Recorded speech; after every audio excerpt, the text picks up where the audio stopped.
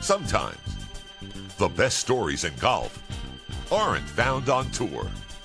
You'll find them at the back of the range. And now, your host, Ben Adelberg. And as always, thanks again for joining me here at the back of the range. I am your host, Ben Adelberg. This is episode 64. Speaking of the number 64, that is precisely the amount of strokes Francesco Molinari had in the final round of the Arnold Palmer Invitational this past weekend. He is the new champion. Looks like we had a lot of our listeners out there at Bay Hill enjoying the tournament. Always good seeing that. I was actually in Orlando for a couple days this past week as well. I didn't make it out to the tournament, but I did swing by the Winter Park Golf Course, affectionately called WP9. I was there for their casual Friday skins game, and truthfully, it was one of the more enjoyable rounds of golf I've played in a long time. Winter Park Golf Course was originally built in 1914, but over time had fallen into bad shape, and around 2016 they were about to lose the course due to disease. But the city rallied and invested some money into a restoration project, and architects Keith Rebb and Riley Johns did an absolutely incredible job. The layout is eclectic, creative, and fun. Yes, fun. The green complexes are absolutely ridiculous, but hey, we're not trying to qualify for the U.S. Open here. We're trying to have some fun in the afternoon. They have back-to-back par 5s that are reachable, drivable par 4s, and challenging par 3s. You name it, WP9 has it. In fact, there's also train tracks involved and a cemetery. This place, you really need to check this place out. The skins game can fill up pretty quick, so make sure that you call ahead and save your spot. That's exactly what I did. And an impromptu media outing actually broke out because I joined the final group, which was a sevensome. That's right, a sevensome. And that included none other than Matt Janella, Gary Williams, and Jaime Diaz from the Golf Channel. Great guys that enjoy talking golf while they're actually playing golf. Gary has a new podcast called One Up, which is terrific and worth a listen. Jaime just started one alongside Brandel Chamblee. And we were also joined by Jason Bruno, senior golf writer at LInksNation. So I'm going to put links to all their work in the show notes of this podcast. I'll put the link to WP9 as well. So go check that place out. And special thanks to Matt Janella for being the ringleader, so to speak, of this Friday game. You know, a lot of people talk about growing the game. This guy's actually doing it for his community each and every week. So before we get to this week's guest, again, quick reminder, please leave a review in Apple Podcast. Here's why. The more reviews, the more episodes, the more guests. That's how it's going to work. So please do that. Please follow us on Instagram, Facebook, and Twitter. And if you want to shoot me an email, visit the website, thebackoftherange.com. All the episodes, everything that you need to know about the podcast, you'll find it there. This week's guest is Paul Tesori, PGA Tour caddy, and right now he's probably doing last-minute prep with the Players Champion, Webb Simpson, at TPC Sawgrass. How did this whole episode happen? Well, a good friend of mine, Kevin Hammer, he was actually a guest back on episode 5. He went to the University of Florida with Tesori. So I asked him, I said, do you think there's any way that I can get Tesori before the Players? About an hour later, I got Paul's number, I got everything all set up, and we're going to record his episode the following morning. Well, I had to kick our research team into gear, and of course that means me, and get some bio information prepared, some questions prepared. And you know what? We ended up speaking with Paul for nearly 2 hours. The first thing that he said was, ask me anything that you want. And we did. We spoke about his days with Vijay Singh. We spoke about his college days as an All-American at Central Alabama, and then his All-American stint at Florida. While he did play a handful of events as a player on the PGA Tour, Paul has been a caddy on tour for nearly 20 years, and has been on the bag with Vijay, Jerry Kelly, Sean O'Hare, and since 2011, Webb Simpson. We covered a lot. The Ryder Cup, the USGA, the Masters, the Watsons, Bubba, and Tom, but the very first thing we discussed was the Tesori Family Foundation. I was thinking about breaking this episode into 2 parts, but I didn't do it. I wanted everyone to have the same experience that I did. It's a big episode, both in length, quality of content, and it is rich in stories. So if you're a back-of-the-range diehard, you are really going to enjoy this one. So we had a Hall of Famer on last week in Dottie Pepper. This week's guest, he's a member of the National Junior College Athletic Association Hall of Fame, Paul Tesori. Thank you for joining me here at the Back of the Range. Ben, thanks for having me on. I like that intro. That's a good one. I've never had that one before. You said Hall of Famer. I'm like, where's he going with this? Does he know something I don't know? But yeah, those were some good days when I could hit that little ball a little better than I can now. And even though my job now is a lot more conducive to good sleep at night, I would say. Oh, I can imagine you're hauling a 50-pound staff bag around at least 30, 35 times a year at some point. Exactly, and not having to worry about those 5-footers the next day either kind of helps the anxiety a little bit. Yeah, you let other people worry about that stuff. You just bring the bag. Exactly. Yeah, that's not your job. Yeah, they hit the ball. Exactly. Yeah, I'll let him go worry about that. Yeah, you don't stress about that at all. It's fine. No way.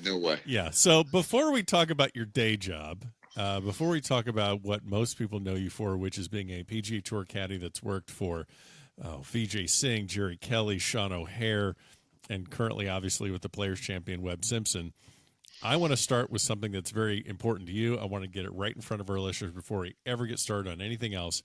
Talk to me about the Tesori Family Foundation. Man, what a great place to start. You'll have to probably tell me to stop at some point. But no, yes, I won't.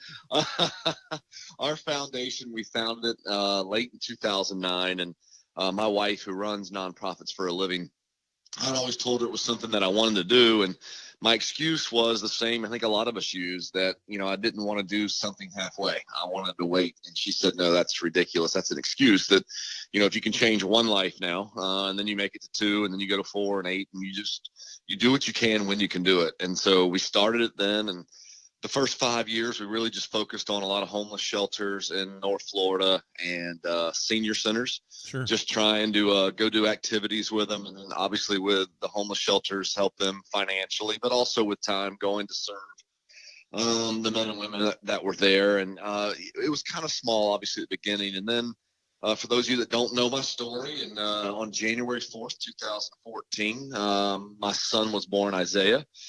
He had a few complications. All of them went away. He just happened to have an extra chromosome, trisomy 21, a.k.a. Down syndrome. Okay. And very, very quickly, he started changing our life, all for the better. And it gave us a little bit more of an avenue, a push, a heartbeat, a passion, whatever you want to call it, to where we wanted the foundation to head. And now most of our programs all have to do with the special needs community. We still do some work with senior centers and with the homeless shelters as well. But, for us, our passion lies with the community of boys and girls like my son. So, of course. Yep, my favorite events coming up. We have 5 of them throughout the country now, but the one we do here at TPC, it's called the All-Star Kids Clinic. Me and Jordan Spieth put on a clinic for 25 kids with special needs. And they are the all-stars for the day. We have one-on-one instruction from PGA Tour players, caddies, and PGA Tour teachers. And we just kind of introduce the game to them, let them have a lot of fun, give them some good instruction, go eat some nice pizza after the 3. We do putting, chipping, and driving. And nice. After those are over, go eat a little pizza and have a good time. And do one with Weber up in Charlotte. And now we have a few other tournament directors that are getting on board as well. So we're excited about that. And for me, that's my passion. My wife, we do something called the Buddy Basket program, where a lot of people, especially this day and age where, so much is being made of, a pre-diagnosis of kids with special needs, about potential abortions and stuff like that. If anybody could meet my son, they would know there's nothing wrong with him. I think I might be missing a chromosome at times, but we just do a basket of about $3,000 worth of goodies that have nothing to do with autism, Down syndrome, or anything else that these kiddos might have. We just want to help them celebrate the birth of their child. And we didn't get to do that.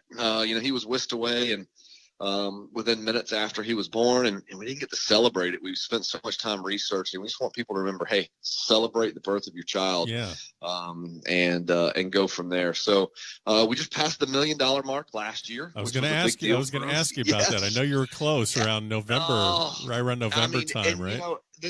I think, I try to be careful sometimes because I think it comes off as being braggy, but it has nothing to do with me. It has nothing to do with my wife or my son. Yeah, it's just we've been given so much in this world, so much, and giving back even just a little bit that we have, and we want to continue to go. And passing that mark has more to do with everybody else helping us pass that mark than it does with us. I think you'll get a pass for bragging on that. Well, thank you. We'll let that one slide. Well, Ben, thanks. I appreciate it. And so if anybody wants to check us out, Tesori Family Foundation.org. We got a lot of different programs that we're doing, and you can get involved with a walk a mile in my shoes or any of these other things. Or, we would ask you to pray for us and just pray that we'll be able to continue to just give back in all the areas that we can to a game. It's been so good, obviously, to me and my family, and any part we can to give back, we look forward to. No, absolutely. And we will, obviously, I'll put the link to the website in the show notes of this episode. So for people listening, definitely hop in there, check it out. It's a great organization. They're doing, it's actually just a great organization and great. There's just fun stuff all over this website. I've been looking at the website, and there's just awesome stuff. So anybody that knows me knows that's a lot of my wife that makes everything look so good. It's not possible to do that. So brilliant husband, man. I'm just gonna teach us a lot here. All right. So here's a question I want to ask you about, kind of tied into the Family Foundation. You have all these PGA Tour players that help out and donate their time.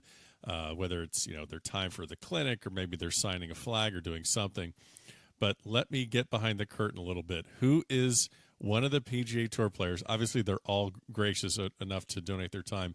Who's the big softy that you can get that just maybe the casual fan sees the stoic and serious guy on the course, and this guy just melts into just a puddle. He just looks like a basket of puppies. Who's the guy? What a great question. Obviously the two that pop in, but they don't do the stoic part. That'd be Jordan, Spieth, and Weber. They've both done a lot. But the one I think that surprises people the most is Bubba Watson. Well, he cries but he cries on the golf course at a drop of a hat. That's true. You can't use Bubba. No. Yeah, he gets this reputation as being a bad guy and all this other kind of stuff. But the guy he can't do more for you. All right, so we're gonna let that guy owns a candy store in Florida. We're not letting that. Come on. And a baseball team. A baseball. That guy's just a big kid. Yeah. So give me the guy that's just wow, even that you were surprised. They're like, wait a minute, this guy really? Yeah, exactly right, man.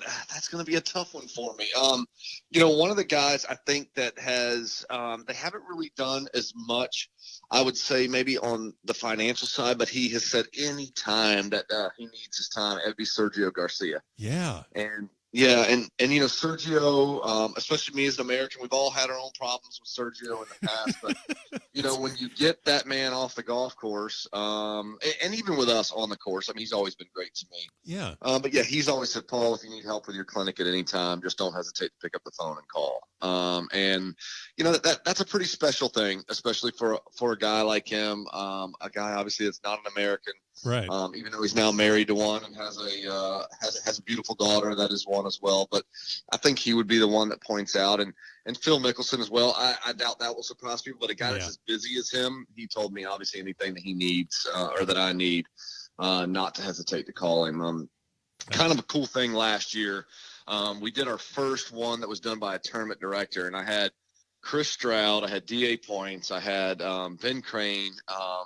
They all came up to me and they were just teary-eyed talking about doing the clinic. So these things will break men down in a hurry. And I even remember LaCava getting Joe LaCava, Tiger's caddy, getting all worked up when he came and did one with me. So it's definitely they all do it to give back, and then they get there and they realize, nope, it was more for us than it was for the kids. So it's been pretty special to watch. Yeah, well, that's a great lesson to everyone. Go volunteer somewhere. Just get outside of yourself and go spend a day in the soup kitchen. Go spend a day at a first tee program. Just go do something like that. It's so hard. I've never minded giving my money, but I've always hated giving my time until I realized, this is actually for me. Exactly. Instead of me thinking it's for others, it actually ends up being for yourself. No, absolutely. And you said your wife, we do a little bit of research here. By we, I mean just me. And, so your wife runs charitable organizations for professional athletes. She does. And I've always kind of wondered, you see every athlete seems to have something, and how the hell do these things pop up and who's behind them? So your wife is someone that does things like this. How long has she been doing that for? We're going to talk about you later. Exactly. Yeah. And again, if anybody ever meets us, they'll spend more time talking to her. She's much better looking, much smarter. She's got it all in those areas. So she was in Major League Baseball for about 7 years with the Rays. She's always been in sports pretty much her whole life. She was a sports physiology major when she was up in Vermont, and Michelle's always given back. She's worked for other people, and so she started in 2008. She started working for a company that ran nonprofits, and now her and another girl own a company, and that's what they do. They just run athletes nonprofits for a living. She's been in all sports. She's been with NHL running nonprofits there, the NFL, MLB. Now she's just kind of focusing on the golf world. She's a mom now. Isaiah's 5 years old, so her time's a little bit less. But they still have 3 clients right now, all in the golf world, all people that we've heard of and know. And, she loves that aspect of it. She loves helping them find whatever their niche is.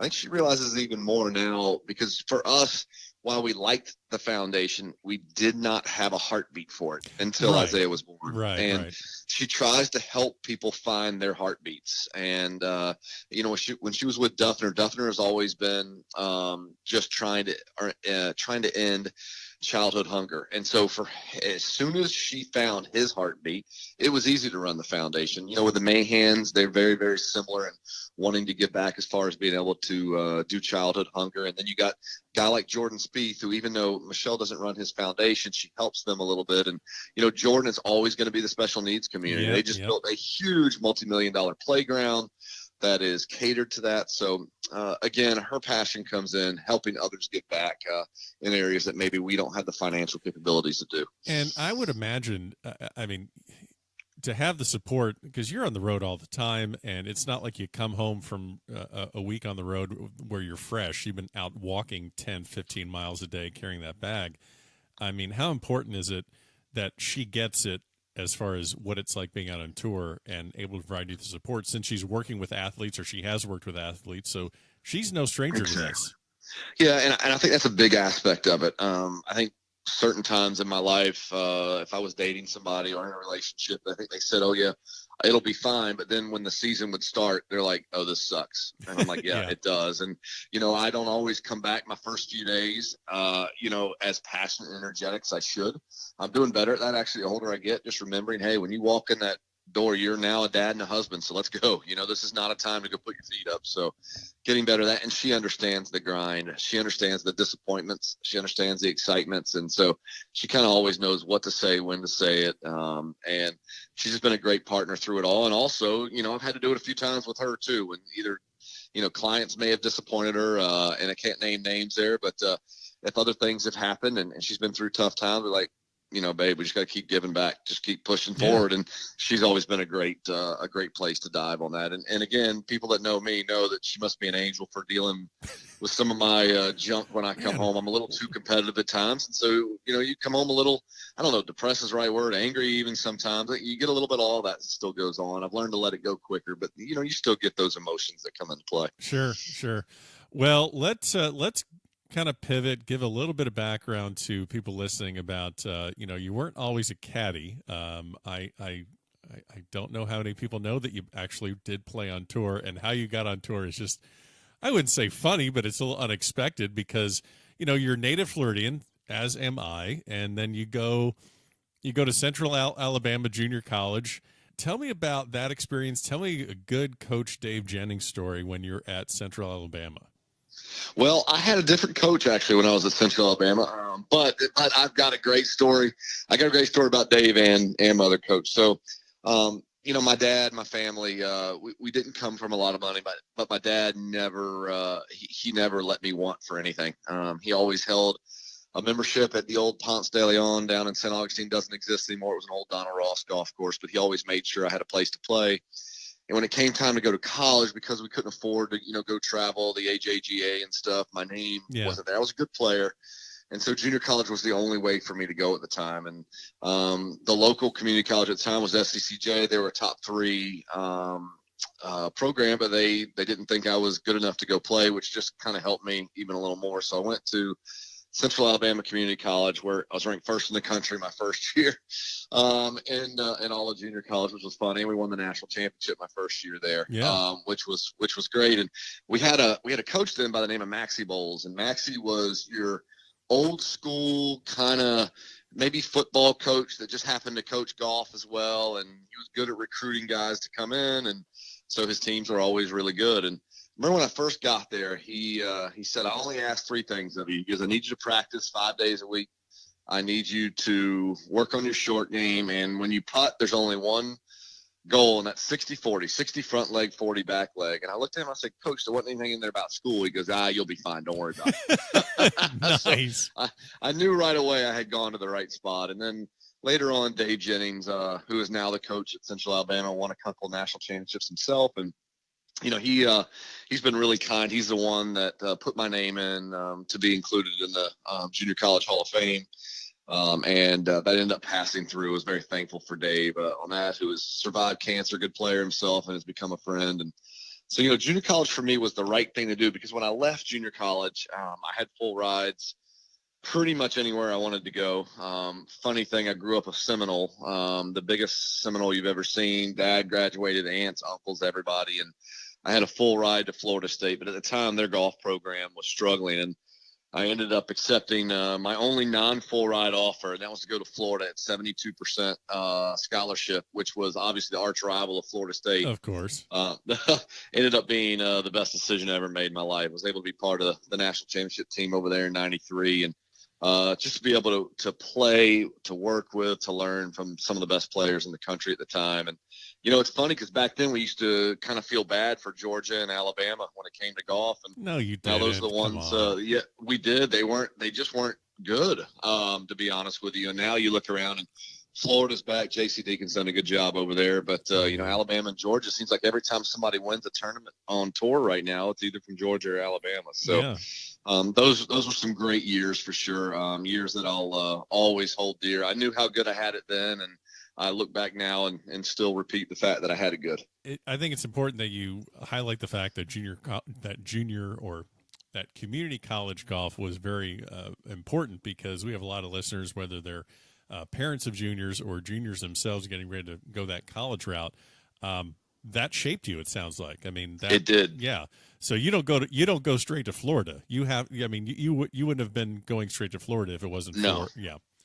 No, exactly. And I think sometimes I have one theory when it comes to golf. If you want to do it, go someplace you can play as much golf as possible. And I don't believe in this thing, you need to be a little fish in a big pond or whatever. You need to go someplace where you're playing a ton of golf. Right. Nothing can replace tournament golf. And, you look at, some of the great decisions that were made. I look at Tiger's career versus like a Michelle Wee.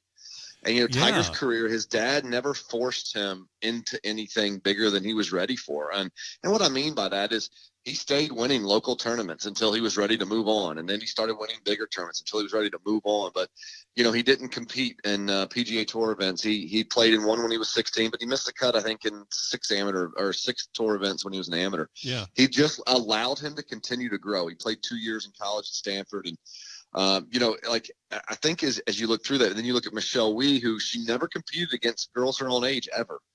And you didn't maybe see that same ability to close or the same ability to handle pressure in the same way. And so I always try to tell everybody, now, obviously, if you're, a stud and you're going out, go to your 4-year school, go win golf tournaments. But if not, there's nothing wrong with going to a junior college. Again, I didn't have really many offers at all. I really had no offers to 4-year schools when I left high school. And when I left junior college, I could have gone almost anywhere. So there's a lot of positives that come from that. And it also allows you, to do well in studies while you're trying to learn the game.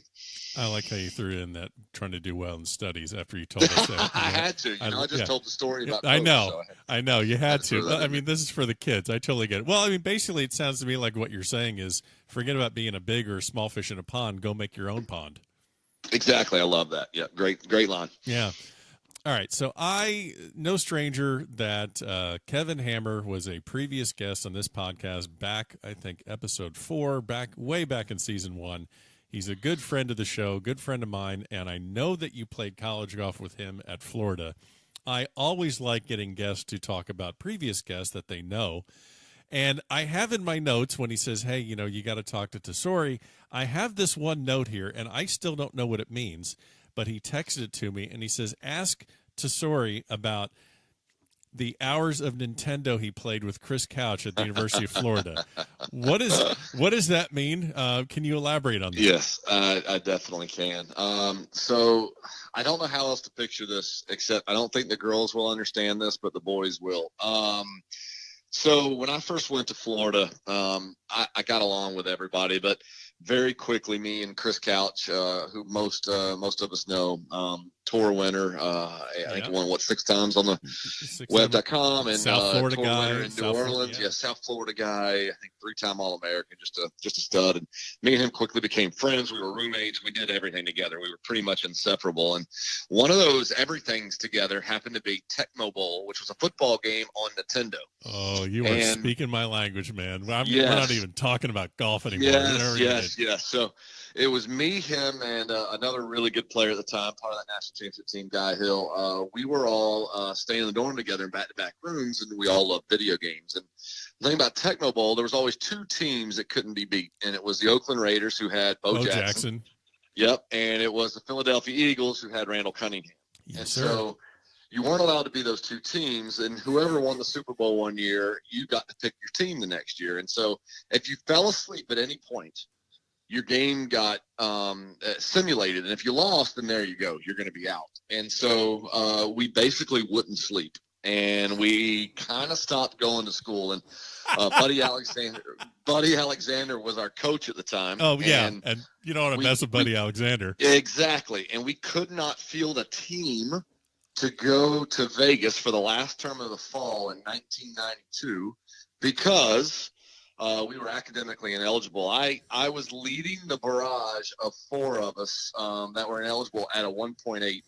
I was the highest GPA of that 4. You were the smartest idiot, is what you're saying. I was the smart, because if you don't go to class, to pull a 1.8 is actually pretty good. And so after that semester, Buddy put a big kibosh on all the games, and he started something called Buddy Hall. So we had Study Hall and Buddy Hall. Oh, and, no. It was a mess. But I remember one meeting that we were in, and Buddy said, if you guys could have any wish, what would it be? And I raised my hand, goes, what would you want? I said, an infrared Sega, infrared Nintendo, so nobody could see it. And I just remember the time, even he had to laugh on that one to go. But we learned our lesson, and very quickly we all got our grades up, and then won the national championship 5 months later after that. So it was a fun story. And Kevin's not fair, because Kevin did great in school. He looks like he belongs in a GQ magazine. It's awful, somewhere. Isn't it? He was smarter than all of us. He swung the club better than all of us. He scored better than all of us. He looks better than all of us. And so anytime Kevin gives you a hard time, you just got to smile and wave, because I don't think he's even made a mistake, even to this day.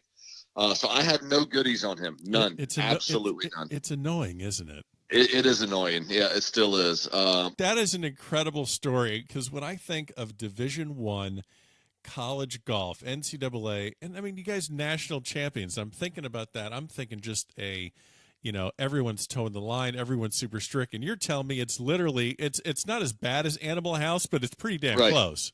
Right. Well, and in our arch rival at the time, even though we liked them a lot, was Oklahoma State, who they had the prettiest swingers in the world. Everybody was clean cut. They all swung it great. They were smart. They did great in school and all that. And we were kind of the bad news bears bunch that came in with all our different hatchet golf swings. We all had different moves and all that kind of stuff. But yet we were still able to somehow get it done, which is nice. That's awesome. So you get out of Florida, and I mean, is it fair to say that you didn't set the world on fire at UF when you're playing college golf? Yeah. I mean, I was an All-American my senior year. And I actually played number 1 on the team with Brian Gay and Chris Couch my senior year. Right. Which was, for me, was good, but I was never as talented as anybody else. I had a lot of heart.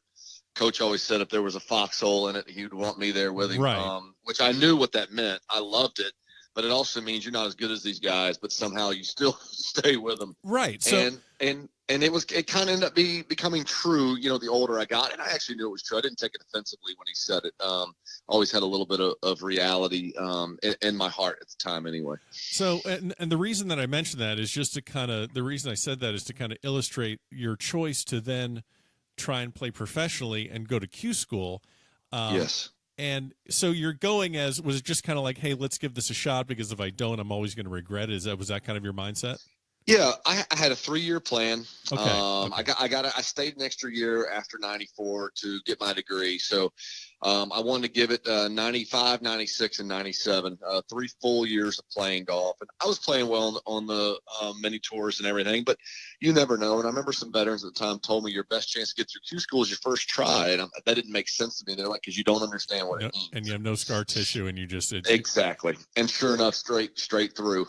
Yeah. And that is the craziest thing. Because like you go to Q school in 96 and it's. Yep. I don't know at the time, was there really a pre-qualifier or was it just first, second, and final? It was just first, second, and third stage. Yep. Okay. So you get through all 3 stages, and yep. I think I've read somewhere where you realized you were young, you realized you weren't ready for the PGA Tour, but you're in the moment, you get in, and now you're in the PGA Tour.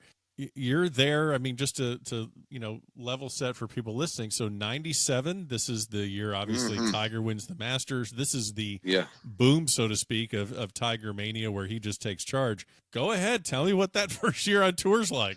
Well, it was so interesting. I think, again, it worked in my favor. But going to 96, the 96 Q school, which was my first one, and I told my parents and everybody when I went out, my goal was not to get on tour. I wasn't good enough. I knew that at the time. I said, guys, I'm not good enough yet.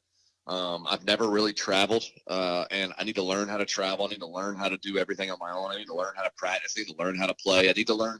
I was always very introverted at the time, and so I need to learn how to play in front of crowds and all these things. And, sure enough, there you go. I think a little bit of that is probably why I got my card. And so I got my card, and 97, I'm on tour. And as soon as I get on tour, as soon as I get through, okay, I got to start practicing.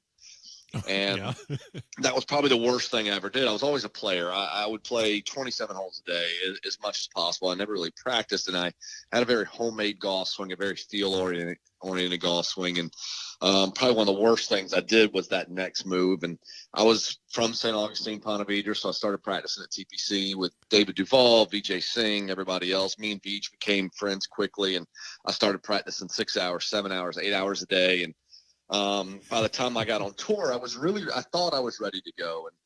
And just some major struggles. Physically, there were some issues. Yeah, you had like a torn labrum in your shoulder, right? I did. I had a torn rotator cuff and labrum, which I ended up having repaired. And I tried to play through, and that was in 97. And I played 9 events in 97, missed the cut in 7, withdrew in 2. And it took almost a year and a half of rehab, came back in 99, and I played in, I think it was 17 total events, so 8 more events and didn't make the cut in any. And for me, I mean, it was the most traumatic time I had ever been through at the time. I mean, I loved golf, but it quickly left me, and I realized that was the one thing that had always been there. And my mind never came back. I developed the swing yips, and my body got stronger. But yet still kind of from all those popping days, I developed a little hitch in my swing, and they were the yips. I can't really hide anything else that they were. And it drove me away from the game for at least a dozen years, to be honest with you. I couldn't get myself. I turned down invitations to go play Augusta, Pine Valley, all these other areas. And what's funny looking back on it is I got a phone call in late summer of 2000. It was VJ, and VJ asked me to come work for him for a week, and I did. And at the end of the week, he hired me as his coach, and the week after that, he hired me as his caddy. And it was something I never knew that I wanted to do. I never knew that was going to be something that I'd be good at. And as hard as it was to work for VJ at the time, I can't be more thankful for 2 things. Number 1, he gave me the opportunity, but number 2, he taught me everything. Oh, and the guy was a genius when it came to golf. Well, it's funny you mentioned that, because I'm thinking, not to play on words, but to hang out at the back of the range with anyone, and it's Vijay Singh, and then you actually get his bag. You don't know anything about caddying at this time, do you? I mean, I'm sure you loop for Nothing. I'm sure you loop for buddies and little, little tournaments here and there, maybe a mini tour thing. But so you've never caddied in the PGA Tour. You've never really caddied for a professional golfer. And No. instead of getting like a young rookie that doesn't know anything like you, or some Right. veteran that's kind of like, I kind of do my thing, just carry the bag Yeah. and just, don't steal anything out of my bag. You get the Right. guy that is like the Zen master who is the. Exactly. And, at the time, I remember thinking, obviously it was a great job, making more money than I'd ever thought of at the time. But, it seemed like it was such a hard job. He was a friend of mine, but it was an extremely hard job. And I had 11 days off in 01 total out of 365 and 13 days off in 02. And, for me, I lost a marriage, I lost a family, all these other things because life became work. And there were some years there where I had harbored a little bit of bitterness and all that, but I realized that was all on me. It wasn't on him. I was just following the lead, and that's what he did. And, not until I ended up working for someone else did I realize just how much VJ had taught me about the game. If I would have started with the guys like you said, I don't think this would have been my career, and I definitely would not have become the caddy that I became. I wouldn't have had the reputation. I wouldn't have known all these little inside secrets that I didn't even know VJ was teaching me. He just demanded them, and he was teaching me at the same time. I almost feel like it's a little bit of like Miyagi. Wax on, wax off, and all of a sudden. Yeah, exactly. All those little things. And remember, Danielson, he got mad at Miyagi, or Mr. Miyagi for a while. He's like, "What? You're just making me work. You're not teaching me anything." Yeah. Until it was time, and not until I picked up the bag for Jerry did I realize, oh my, because Jerry was like, "I can't believe how good you are. I can't believe all these things that you know." And I'm like, "Oh." I didn't know it either, but I didn't know that was different. Okay, so you mentioned that VJ was hard. It was a tough job. Can you pinpoint? Just give me an example of that, because when you say it's hard, listeners or I may go to, well, it's a heavy bag, and he wants to be on the range after a round, and it's long hours. But is there another thing that you kind of maybe can explain when you say it was really hard? Well, yeah, VJ was driven to become the greatest player he could be. He grew up in Fiji. He grew up in an abusive household. He grew up going through a lot of struggles. When we mean nothing, I mean day to day was wondering how he was going to afford to eat. Sometimes they would just have to boil soup, a can of soup to eat. And to look where that guy went from and where he is now, being in the Hall of Fame, just contended obviously last week at trying to become the oldest player of all time. All these areas that he came from, he was driven by those things and nothing else. His life was golf. His hobby was golf. His passion was golf. Everything was that. And so when that's the case, he wants that and thinks everybody else should think the same way. So like I said, when I had 11 days off out of 365 and 01, I mean, he thought that was generous. Like, he thought he was being generous giving me time off, 11 days. The next year too, he didn't look at it the same way that we would look at it, which would be, that's ridiculous. And so, he was very, very, he was a perfectionist as well. So if a club was wrong, if a read was wrong, it wasn't always the greatest of communication afterwards. Let's just say it that way. Got it. And again, it didn't always come from a place of maybe a bad heart. It came from a place, this unbelievable drive and desire to be the best. And I mean, obviously what he was able to accomplish from where he came from is pretty incredible. Now, me and Veach had two different stints. We worked together 3 years the first time and then almost 2 the second time. But, we were friends, and it got to the point both times where we didn't like each other. And if you spend that much, I always say it's like marriage without the sex. Yeah. And that's not a good thing. And you just get to the point where you need to be away from each other, and especially at the level he was playing at, to be able to be a part of his team when he overtook with number 1 in the world, and then went back and forth with Tiger for another full year. Won 9 times, won 11 times that same year in 04 worldwide. I was part of a couple of those, 3 of us caddy during that year, and then to be a part of 13 wins in 3 years. Just all these other things that you watch, and you watch the progression of how he got there. He only had 9 wins at 39, and ended up with 34 6 years later, which is still an incredible streak. That was amazing to watch, and I can't be more thankful. Again, because of the house I'm in right now, the foundation, everything else, was because he gave me a chance and he taught me He's kind of like the little caddy guru, because all three of the guys that worked for him have now gone on to do great things after him. Interesting. Wow. Let me see here. I want to kind of shift a little bit here on a couple just random caddy questions. So, the only time that maybe the average golf fan sees a caddy, whether it's at a tour event or on TV, they see him on the course carrying the bag, or, tossing a ball to the player to tee up for a driver, or, on the putting green. What is one of the biggest parts of your job that the average fan does not see? What are kind of some of the other responsibilities that are just incredibly important, the player knows are incredibly important, but maybe no one sees? Yeah, I'd say the first thing that comes out to me is the coursework time. Okay.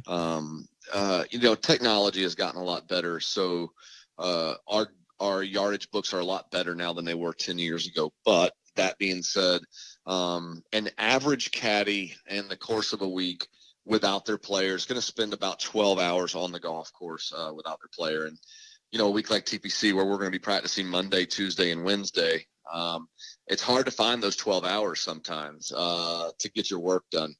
If it's a place that you've been to before, or your guy happens to be coming in on Tuesday, it's a little easier. But, each hole, we've got to know, what our carry numbers are over certain, let's say, like number one at TPC, what's our carry number over the middle of the bunker on the right? What's our carry number over the left edge of the bunker? What's our run outs down the trees, down the left? If we got a downwind, pins front left, where's our max number that we want to be able to put spin on the ball? If you do get wind switches, where are we going? What are we hitting? Where are we trying to place the golf ball? So there's a lot of intricacies that go into what make a great caddy great. Some players don't need a lot, but I would say nowadays, I'd probably say 95% of the players are going to want all that information I just gave from their caddies, or at least have it readily available. Some of us now, I've been Webb's swing coach at least in half capacity, and for a few years in full capacity along the way.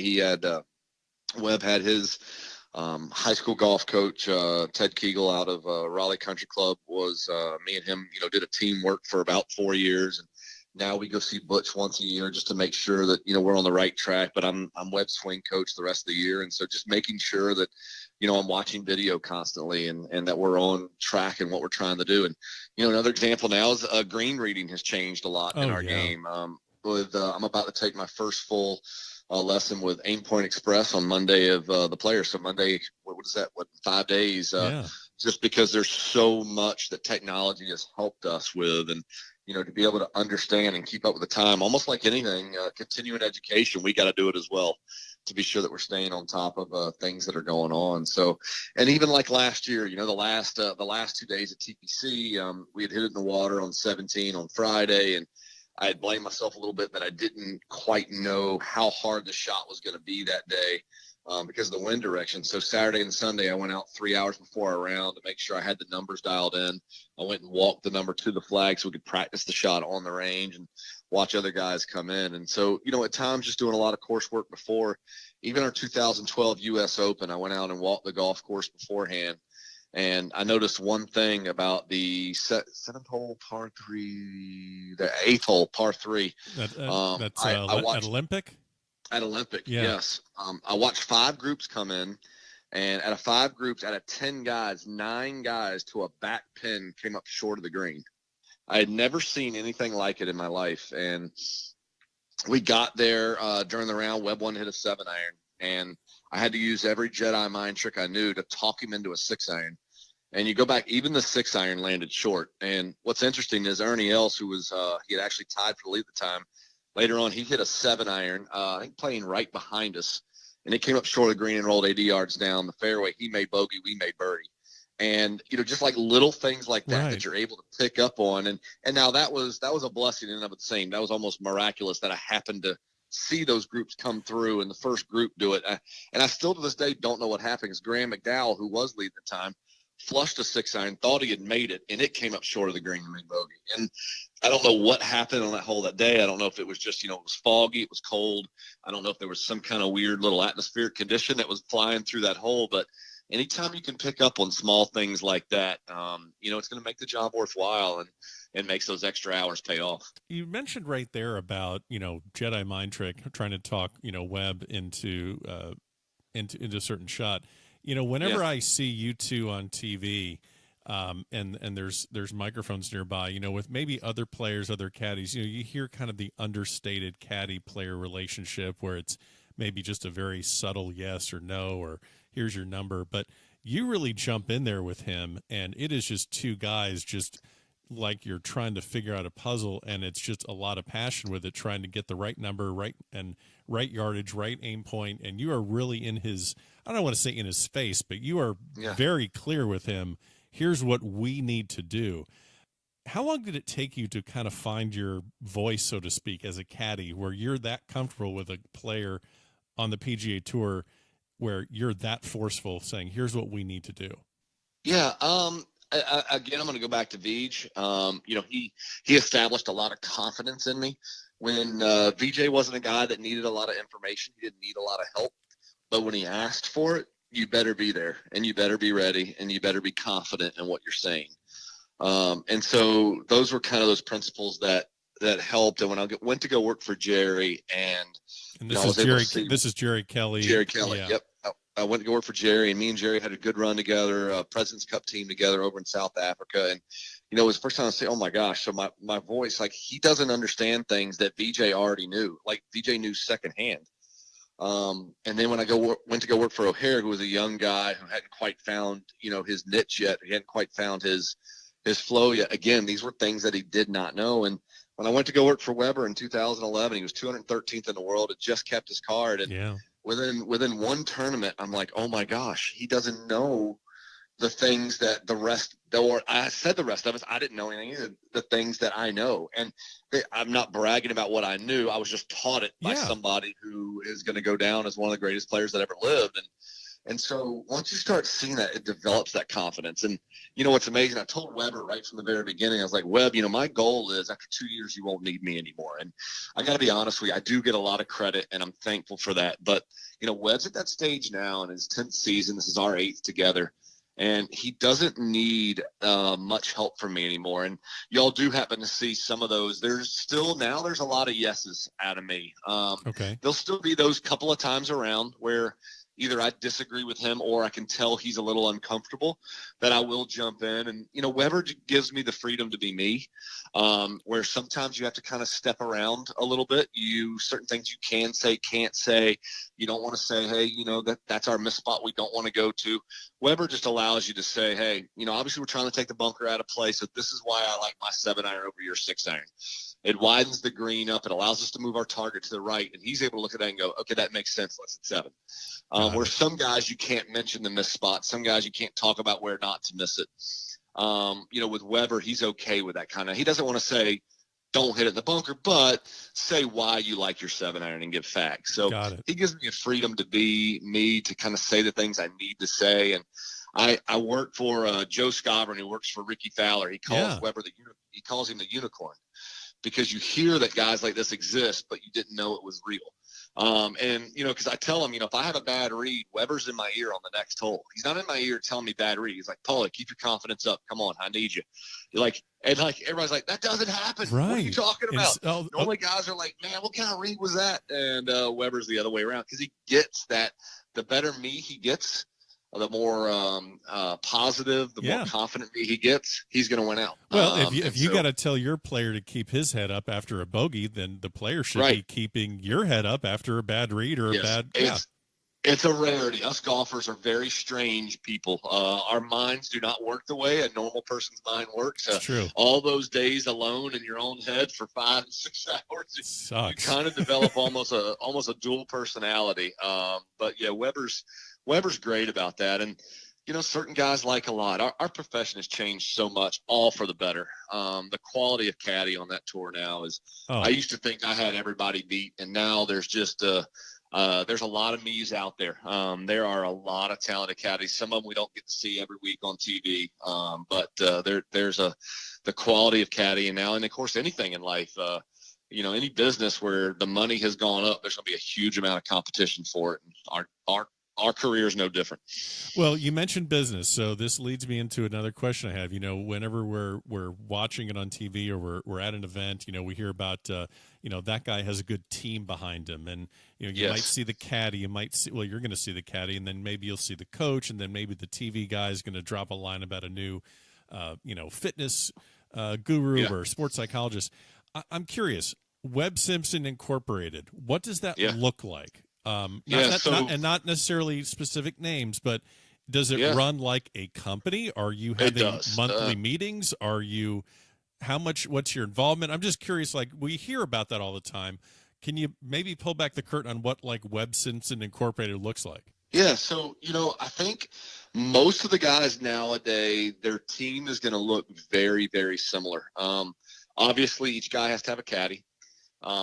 Most guys have a sports psych on their team now. Some guys might use that sports psych weekly. Some guys might use it monthly. Some guys might use it, semi-annually or something like that. But almost everybody's got a sports psych on their team. Most guys have a trainer on their team, and Weber obviously is two for three. He's got caddy. He has a sports psych. He has a trainer. When it comes to these things, you also have your team on tour. So for us, it's Titleist, and we've got two guys that just keep us dialed in, always trying to Weber's a guy that he's always been a shorter hitter. He's a guy that has gained some distance. He's gotten stronger. He's gotten more flexible, and now you need equipment that's going to match it. And so he's got guys always kind of manipulating his wedges and his equipment to try to get the most out of it. Obviously he's got his agent that's taking care of things. He's got an accountant as well. And, for a guy like Weber, he's got his wife behind him, who is a lot of times the people that don't get any credit. And wives, especially like Webb's and everybody's, she supports everything he's trying to do. They've got 5 kids, all under 8. And for her to still, isn't that amazing? And she has a great line. She's like, baby, I want you to go practice. Okay. I want you to do your things. All I ask is that, hey, when you're gone, you go to work, but when you're home, you're home. I don't want you at practicing thinking you should be home. I don't want you at home thinking you should be practicing. Let's schedule everything. So they schedule a month in advance. They even sometimes go a couple of months in advance, and day by day, hour by hour, what they're going to do, when the workouts are. So the expectations are good. But you end up looking at the team that he has. We also have a short game coach. You go through, and again, even though I'm a swing coach, we go see Butch, at least twice a year. Yeah. At least once a year, sometimes twice a year. And, Pat Goss is Webb's short game guy. And that's one reason why Webb's major play has gotten so much better. Even though Webb's a major winner, he had never had another top 10 until last year. He was one of only 2 players last year that finished top 20 in every major. It's because of the improved short game play. And so, it just keeps going, to be honest with you. And the guy we always looked at was Zach Johnson. Okay. He's a consummate professional. The guy has done more he's a talented guy. I don't like when people say somebody's not talented, because that's in the eye of the beholder what talent is. But he hits the ball short in a nowadays age. And he's got a very strong case to be a Hall of Famer. He's got 12 wins, 2 majors, countless Ryder Cup and President's Cup teams. And, he's never left anything to chance. He has always made sure he's maxed out everything that he has. And that's kind of what Weber tries to do. And you look around now, it's the Tiger Woods generation, and all the young guys are doing the same stuff. And they're fearless. They're working hard. I remember when I went to college, or even when I first came on tour, only 2 guys worked out back then, and that was Keith Clearwater and Tiger Woods. And VJ was the next guy. And then once Tiger and Beach started dominating the world, all the younger guys started working out. And you talked about college. Our workouts in college where you would run stadiums and then do push-ups on the bottom step before you ran the next stadium. And now you look at some of these teams, they've got bigger gyms than the football teams did when we were growing, or when we went to school. So, the game has changed an incredible amount. And I got to be honest with you, I think it's for the better. I wish that we could do a little bit of something about some of the golf courses, about forced carries and stuff. But that's for another conversation, another time. I think our game's in good hands because of it. How much do you weigh in on setting schedule? How much do you weigh in on on or equipment? I'm kind of curious. What is your involvement on how the team operates? Again, I think because of who I work for, and when I worked for Webb, when I started working for him, he was not where he wanted to be yet in the golf world, and he relies on me a lot for those kind of things. And again, the older he's gotten, he still kind of tries to rely on me, but he doesn't need me anymore. He's just nice. Like, he kind of needed me his first few years, but now he's just being nice to me now. He really, he's his own man now, and he's got such a good team that he kind of knows what he's going to do. But we talk about scheduling a lot. He'll start already. Like, I know my schedule pretty much for the rest of this year. And we've talked about it all to see what makes sense, what doesn't make sense, what courses are good for us, what aren't. With 5 kids, he wants to start playing a little bit less. So just trying to see where to trim it. Equipment wise, I do have quite a bit to say, but again, we have such a good team now at Titleist, with our man JJ and Aaron. Like, I think they try to be nice and just try to run it through me. But there's really not a whole lot I can do to offer anymore. So I just keep telling Weber, buddy, thank you so much for making me feel important. But really all I'm good for now is to make sure your setup's good, your golf swing's all right, and that I'm getting those wind and club directions right. That's about what my job is now, and I'm okay with that. All right, well, let's go back to a time when you really had a lot of input on the direction of Webb Simpson's career. The anchoring ban went into effect January 1st, 2016. I think this is pretty well reported that you may have cost Webb a couple bucks by suggesting that he move early. So I don't want to really get into the litany of what he went through in 2.5 years, I think, was when he really struggled with the putting. But how do you bring up that idea to a PGA Tour player? Can you walk us through the process of, I'm going to get in this guy's head early, let's get ahead of this thing? What was his immediate reaction when you brought that up? Yeah, so I always thought that Weber was a good putter, but not a great putter. And statistically, there was a lot of backing to my feeling. And so 2014, we were at the Ryder Cup, and we putted poorly over in Scotland at the Ryder Cup. And that was with the belly putter at the time. And the ban, we already knew the ban was going to take place in 2016. So in another year, a little over a year. And then our last tournament after that was in Sea Island. And we putted really poorly. We putted poorly at Sea Island. And then at the Ryder Cup. And so we had about a month off, and I just called him and said, Bud, I've got something that's been on my heart. I really think you need to listen to me. And so my push was, let's get ahead of this thing. The media storm in 2016 is going to be massive. Let's just go ahead and change now. You're not putting well. It's the right time to go. You've been putting with a short putter on the putting green for the last year just to mess around. You stroke it good, blah, blah, blah, blah, blah. I gave him my whole spiel. Sure. And so he said, yep, let's do it.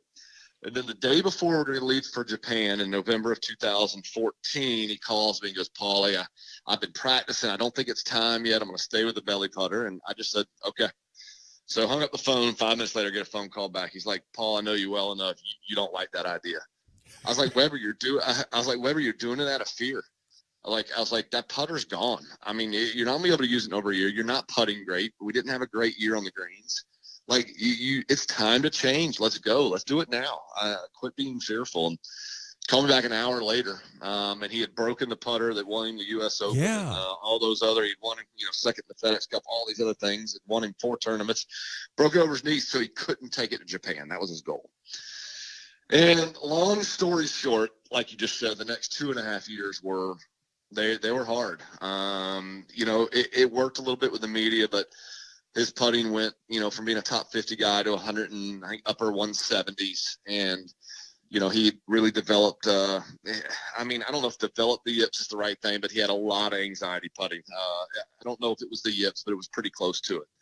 And, he fell all the way down to 100th in the world, and I did feel responsible. And, again, Webb Simpson being Webb Simpson, he's like, Paul, he's like, no matter what, I had to switch. He's like, and the reason why, this is him talking, not me, the reason why we had the monster 2018 year, the reason why I'm back in the Ryder Cup, the reason why we're doing all these things is because you had to switch a year early. But Brant Snedeker says, but Paulie, you cost him at least $3 million that year. You do realize that, right? Because if you had stayed with a belly putter an extra year, you'd have been on. And I mean, Brant's right, and I do feel that way. But I guess, in the old way, Webb's right, too, about the switch. We did get ahead of it. We were a year ahead of maybe where we would have been. I don't know. It was just one of those things that I'll always kind of hold with me a little bit. My mind was in the right place. I think my desire was in the right place. It was one of those decisions that did not work out the way I'd hoped it was going to work out. Yeah. The thing I wanted to ask you about 2014 Ryder Cup, that's, most people think about, okay, we lost over there in Scotland, and then there's the Phil and Tom Watson spat during the press conference. But I wanted to ask you this. You guys sat 3 consecutive matches in 2014, didn't you? We did. What do you do to keep your head normal and his head normal? You spent 2 years to get to the spot. Talk to me about that. That was harsh. It was, Ryder Cup's the greatest event for us in the world. Even when we lose, the camaraderie to be with these men, to laugh with them, to high five with them, to yell with them, and even sometimes to cry with them. Yeah. What a blessing it is for me to be a part of and to watch these men go out and battle. 2014 was not a memory that I have very many fond thoughts of. It was something where the PGA thought they'd go a different direction and bring back an old captain, being Tom Watson. Yeah. Tom tried to lead in a little bit more of a dictatorship role.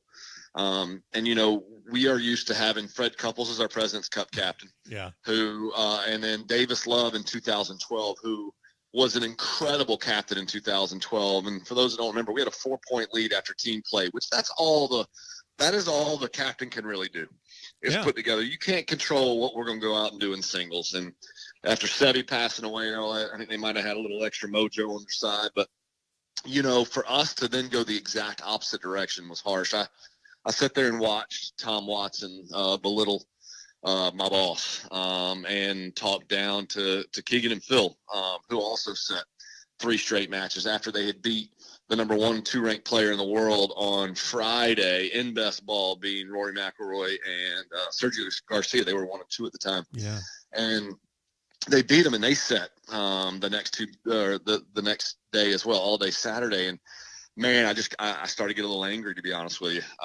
This is my man. He's like a brother to me, being Webb, and you're going to talk down to him and about his game, and it really wasn't warranted. And so for me, that Ryder Cup was harsh. There was not a whole lot I could say to Webb. We kept positive. We practiced. We went out and supported our team members. We went out the next day. We drew Ian Poulter, shot 5 under on the back to tie our match with Ian. And at the time, it looked like it might matter. We were having a little comeback, but they were too tough. And so 2014 is one I've given away all my 2014 Ryder Cup gear. There's a lot of people, some wonderful polo gear, rain suits, everything else.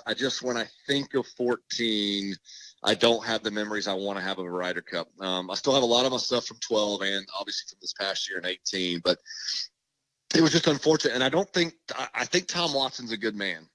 I think it was the wrong decision. Ted Bishop. It was a wrong decision. Yeah. Of the PGA to put him in that situation. He did not have the heartbeat of the tour. He didn't know the guys, and he tried to do a dictator role. And that's just not the way it works. It's never worked well on either side, European side or our side. And even though we got hammered in Paris this past year, the team is in a great place. The new system we have is in a great place.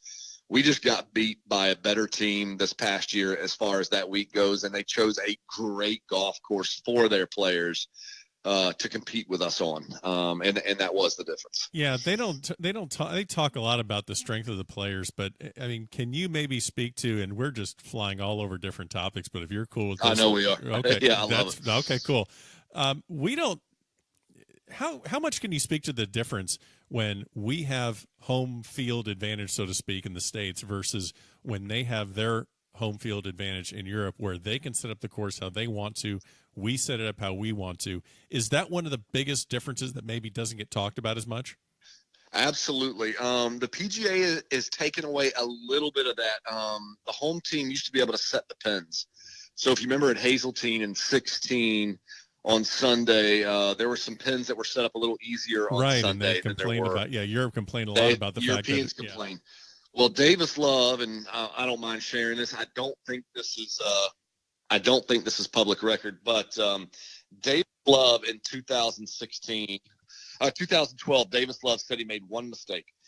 He said that he set the pins up the last day. There were too many pins on the right-hand side of the green, and especially on the 17th and 18th hole, where matches were going to be coming down to. And what he meant by that was, faders. Obviously, we were the team. Yep, we were the team with a big lead. We were the team that were going to be feeling most of the pressure. And he put the pins on the right-hand side, where when you're feeling pressure, you'd rather pin on the left-hand side. And we lost. I think we only won one hole out of 17 and 18 out of all the matches. I think they won like 12. And he said if he had to do over again, he would have put both of those pins on the left-hand side. And at first I didn't think much about it, but the more I thought about it, I was like, wow, he's right. And that just goes in to tell you, I mean, look at how much goes into being a captain of a Ryder Cup team. Oh, yeah. You know, where his biggest regret wasn't putting a team together. His biggest regret wasn't where he put out guys in the lineup. His biggest regret is where he chose to put the pins on Sunday. And you know what? He's right. That probably did make the difference. Now, it's not Davis Love's fault. I mean, we got the best players in the world going out to battle it out, and they should be able to take care of their business and win 4.5 points, obviously, on Sunday. However, it was a big thing. So at Hazeltine in 16, the pins were much different, with Davis being the captain. Very, very smart move for him at the time. When Justin Rose complained about it after the round, some things were changed. So now the PGA of America sets the pins, not the local team. Yeah. And so I hope they continue to let the local team set the course condition up, though. In Paris this year, we showed up on Tuesday, and the course was pretty wet. The first hole, for example, we hit 3-wood the first day. By the time Saturday's matches came, we hit 5-iron off that tee. Yeah. And on our singles match, we hit 6-iron because the course had browned out. Well, they had all had some experience there. I think they knew that they were going to make it soft, so we would lose our ability to quickly adapt to what was going on. Now, I don't think that's a cheating thing to do. I don't think it's bad. I think it's brilliant. Why wouldn't they? Of course. One of their advantages. So do it. Well, as long as I think we still had that same right. You know, Whistling Straits is more of a bomber's golf course. It's more of a guy that they have, I think, the straighter drivers of the golf ball for sure. And I think we have the longer drivers of the golf ball for sure. And so I think that we hopefully will have the same ability to play to that hand in 2020 at Whistling Straight. Yeah. Well, I don't think you're kind of sharing anything new, because if I remember correctly, well, I mean, you're sharing something new about the pin placements, but what I'm getting at is I believe that it's pretty common knowledge that there is a certain point where there is a captain's blackout with the course. So I think at some point during the week or the week before, on either Sunday or Monday, at least I remember from the 2016 one at Hazeltine, there is a blackout where the captains no longer get to talk to a superintendent about course setup or pins or stuff like that. Okay. And I actually think that's a positive thing. Oh, me too. Yeah. You know, I don't think you see football coaches going out, hey, let's make sure that the field in Jacksonville is wet because we got a great running back coming in from whatever Houston and we want him to slip. You know, I don't think you see things like that happening. No. So I don't think in golf it should be that way either. Yeah. Let's see. Random things for me to get your hey, I'm going to interrupt you. This might be the first time you've ever been interrupted by an interviewer on it. I love it. I got to tell my story here real quick that everybody loves to hear. So after we win the players last year, obviously get a lot of congratulatory texts. I had over 700 texts, which just it's mind blowing to me, and I loved them. I took my time. I think I responded to almost everybody like by 5 a.m. I didn't sleep much that night, but one of my favorite texts I always get, and my least favorite at the same time, is Bubba. He always texts Weber and me, and Bubba thinks my PGA Tour playing career is the funniest career ever. My 0 for 17 cut streak. So he never, ever misses an opportunity to remind me that I went 0 for 17. So my text each time Webb wins. Weber, great job. Paulie, you're still 0 for 17. What an ass. And I was giving a speech, me and Ted Scott, we were doing a thing in front of about 750 guys in Publix. I mean, I just said a Publix. That would be interesting. I shop there too. I haven't seen you there.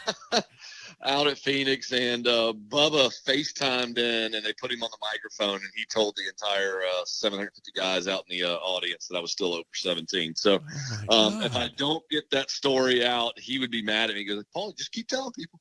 Just keep making me look funny and making you look bad at golf. That's fine. I love that story. So I had to get that part out. No, that's fine. I mean, well, now this story is very self-deprecating to you.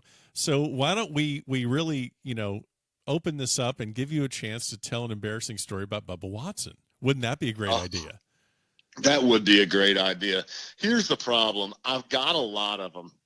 And to find like my favorite would be really, really hard to do, but it's much easier to say, the funny stories, because the guy, I don't think he's normal. I think we all know that. I mean, the guy's got a pink shaft. He's got everything else, but we were at the President's Cup, our first one in 2011. It was Webb's first event. He was the highest ranked player on the American team over in Australia. I think he was 5th in the world at the time.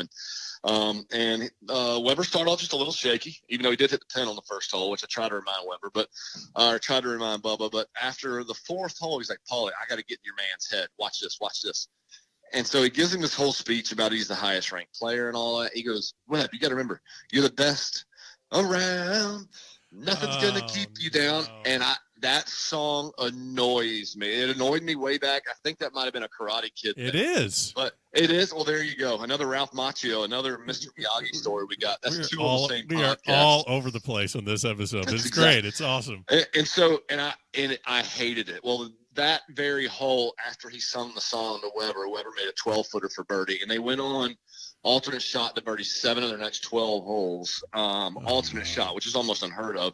And they were singing the song, Ted Scott, Bubba Watson, and Webb Simpson. I hated it. And they knew I hated it. So every time they make birdie, they would all wait to come up to me and sing it about as loud as they could in front of me. And I still have to hear it now. The next Ryder Cup, this was 2012, he had a song, They Call Me Mr. Fairway. So every time he hit a fairway, he would sing it to me. And I'm like, Bubba, you're driving me nuts. And so he really enjoys that aspect of it, and he's different without a doubt. But he's special in his own right. He's a good man, but he's very witty. You can't get a whole lot by him. That's awesome. Yeah, that's awesome. Well, that'd be a fun conversation with that guy. It would be for sure. Oh my gosh. Let's see. So let me get your take on a couple things. The fan experience at on the PGA Tour. I know you can probably speak to this much better than I can, but it feels like the last several years it's become more of a party, the more VIP tents. Everything seems to be booze-sponsored grandstands, and it's less and less about the golf. And I'm not just talking about the waste management, but all this crap is being done in your workplace. Is that a big effect on you or Webb? I'm probably going to lose a few fans on this one. No, because the reason I'm asking is because the people that listen to this golf podcast enjoy golf, enjoy the stories. I'm torn on it too. Like, I understand it's a big money grab, and I understand it makes for a party, but I'm almost like I'm kind of like it's kind of jumped the shark a little bit in my opinion. I'm first of all, I'm old, 47 years old. Yeah, I'm 40. I'm pretty close. I'm 40, 42, so I'm right there. and I'm old school. Man, I liked that golf was different. I liked that you're quiet when a player is hitting. I liked that there was these certain etiquettes that came with golf. We have so many other sports where you can yell and scream and dance and do all these other things that, I mean, that part for me, it's been hard. I don't think I'll ever quite get used to it. I didn't mind Phoenix to be that one different week. We get 500 or 600,000 people come across there in 4 days. Like, okay, let's let it be. But now each tournament has created a 17th hole. And this past week at Honda, you've got 2,000 people surrounding that tee box. You've got water short. You have a bunker long that if it goes in that bunker, a lot of times you can't hold the green. Right. It's a 6-iron, sometimes a 5-iron in there. And, we doubled it both days on the weekends. We had a guy, kind of yelling our backswing on Saturday. And then somebody else got that one on our backswing on Sunday. We went double, and we went from finishing 36th to I think we would have finished 12th on those two. And, these are just things that I wish golf was immune from. And it looks like this is the new norm. I realize my paycheck is big. because of the fan experience. I realize those things. It's just, again, I kind of like I like the old school way that golf was, and I think those days are gone pretty much for good, except for the British Open, which they've got it dialed in. They really do. They do a great job there. What let's see, hardest week or tournament of the year for you, and not just physically, but maybe the hardest course for you to plot your way around, the hardest course for you to do your work at. This one's easy. Yeah, okay. This one's extremely and not easy. Just, and not just for you. I'm sorry, not just for you, but I'm saying if I asked a dozen caddies, what do I think the it's Augusta. Okay. I would think it's Augusta for almost all of us. Number one, just start with the physical demand of it. It is a beast. So many huge elevations there. Just a massive golf course when it comes to the physical demand on the body. And also the fact that almost all of us walk at least 27 a day there. Still, even the tournament days, going out to watch other guys golf or other guys play and trying to learn. So that's the first answer. Second answer is just the extreme difficulty, especially for a guy like Webb with Webb's length. I assume the other guys struggle with some of the stuff just as much, but a hole like number one, we're back there hitting a 5-iron in, and there's only about an 8-yard wide area that we can land the ball, and that's length and width as far as distance and direction, and trying to figure out how to hit the green. If you don't hit the green, where can we leave the ball where we got the best chance of getting up and down? And a hole like number 4 that's 240 yards and the wind's blowing through the trees, supposed to be into out of the right, but you're getting hit down out of the left. How do you decide what club to hit? And 12, we all know about 12. You sit there, 11's tough, but you sit there on 12 and the first guy hits a 9-iron over the green, the next guy hits an 8-iron in the front water, and you're sitting there hitting third. You're like, I don't know what to do. I'm scared. Yeah. Just trying to work your way around that golf course to get the most out of your golf game. It is at the end of that day, I have never in my life, every day, felt that exhausted mentally, physically. And just, I get a little more anxious at Augusta too. I think because everything you're gonna face. And just trying to successfully get through each hole, doing the best you can, trying to make the best decisions you can, and trying to stay focused for that length of time. It used to be, back before they lengthened the golf course, it used to be fun. I never wanted the week to end, but now it's so demanding that by the time the week's over, I'm ready to go home, to be honest with you. Wow.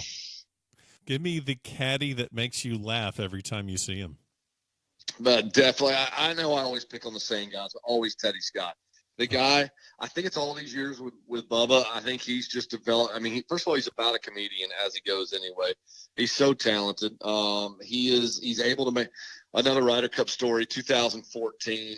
Again, just kind of been a strange week already. And we're on the second hole of the 4-ball competition against Poulter and Rory. And he pulls over and he goes, guys, huddle in. He goes, I got the key for today's round. And we're like, okay, what is it, bud? And he pulls out his room key. It's just like dumb stuff like that he does. Dumb stuff like that he does all the time, and just breaks the ice really, really well. He doesn't really he's not going to let bad golf or good golf really go to his head. He's going to kind of keep things light. Okay. All right. Well, that leads me into this one, the player-caddy relationship that works in the golf course, but you look over and you shake your head because, like, these two guys are just so different, and I have no idea how that works. Man, okay. All right. I'll have to think about that one a little bit. Let's see. Right. No, I'm trying to go through all kind of the longer-term guys out there. No, on that one. How about Brooks Koepka and his caddy, Ricky? Okay. So Brooks, American, Ricky, Irish. Mm-hmm. He's now an American citizen, though, so let's give him some credit on that one, obviously. Ricky is funny, talks all the time, can tell a story with the best of them. He's the guy, he's the life of the party, and he is a great caddy. Brooks is a great guy. He's just much more reserved, much more to himself. I think Ricky weighs about 145 and has the muscle tone of a teenager. Nice. No offense, Ricky, if you're listening right now. And then you got Koepka, who looks like a wrestler out there. Yeah. He's just ripped, built. And I mean, so very, very different. They get along incredibly well, and Ricky does an incredible job for him. That's awesome. What the hell do you do during a rain delay to keep your mind straight? I don't know. I'm bad. Thank goodness for the iPhone nowadays. I'll usually pull out, start texting, sending emails, play a game on my phone, get my spades game going. Well, because Webb can't sit still. I think I've read that so, you can hang and do nothing, and yes, he just can't. Such a true story. So Weber, he doesn't really mind it. He goes in. He loves like hanging out with the other guys. So he'll go in and get a table because, again, there is still a little difference between the caddy and the player hangout. Oh, a lot of times we are outside in a white metal-shaped tent during rain and lightning storms. So we're all out praying. We're all out praying. I'm holding Bible study outside so we can get through alive. While the players are inside eating salmon and tuna and steak and that kind of stuff, drinking Perrier and telling stories, probably about the caddies. Nice. As they're in there. So, but he loves that time. So he's pretty good about it. For us, it is kind of tough because we are generally still outside, and as soon as it clears up, we got to do a little fight for the range a lot of times because there's not enough spots. Everybody has to go at the same time. So our experiences are a little bit different, but we usually hang out. I'll get on my phone. I'll call my wife and maybe play a little game, play a little spades or something like that. There you go. What are some things that you see out of new caddies coming on tour that if you were the, you're now entering your 20th year. I hate to break that one to you. Yeah, it's okay. Okay. But what do you see out of new caddies that if they came to you saying, hey, Mr. Tesori, do you have any advice for a new caddy? Yeah. What's something that you see immediately that you're like, that's got to stop? Yeah, so two things, and this is something I had to learn. I made the same mistake, so it was easy for me.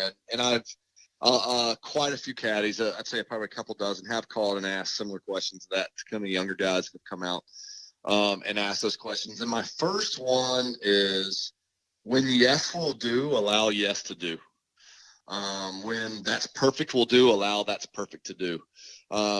There are times when over caddying can become an issue, and okay. I used to do that, and so it was easy for me to see because I wanted people to hear how smart I was.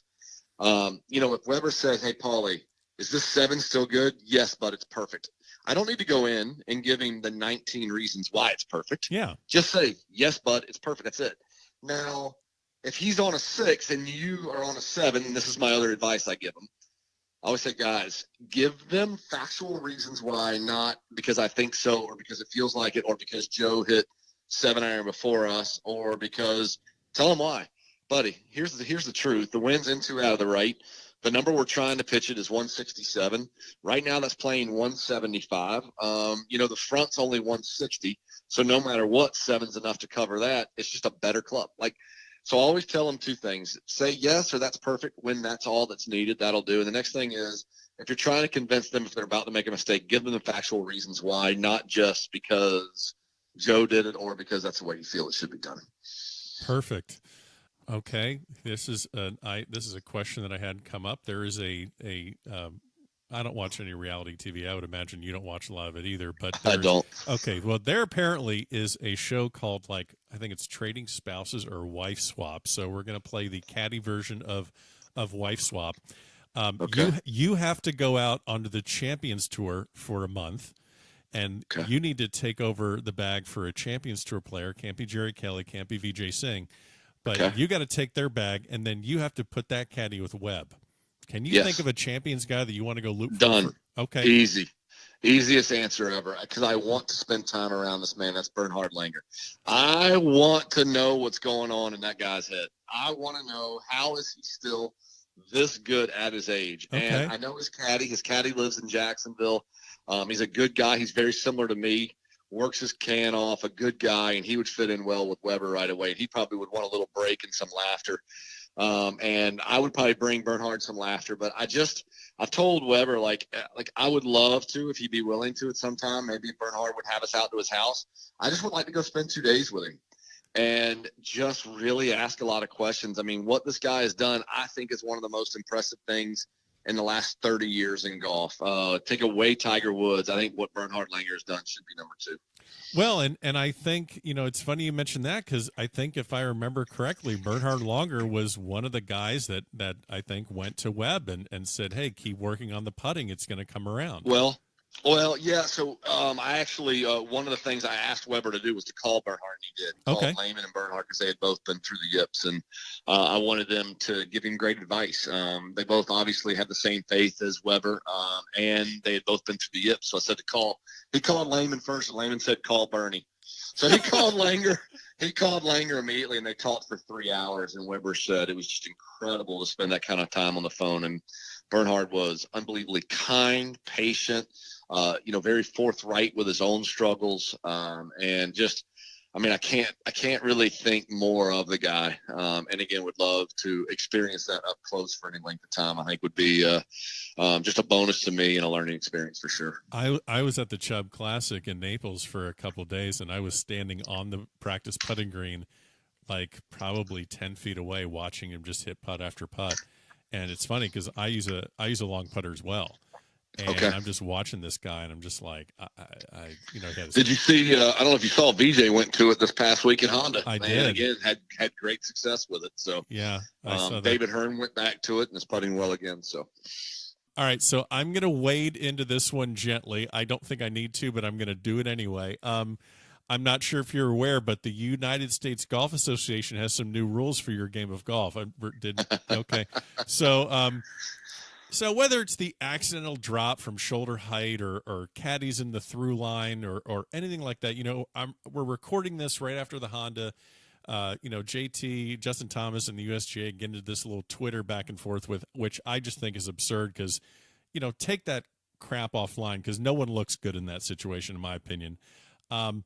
So there are fans out there that think, hey, these guys make so much money. These players are, why can't they just read the damn rules and move on? What is something that maybe the average fan just does not understand about some of that stuff?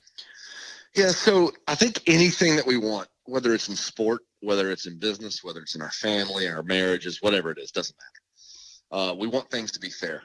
I think all of us, we react when something's not fair. And I think in golf, it's always been such a meticulous sport anyway, with the rules that we call on ourselves to different sport.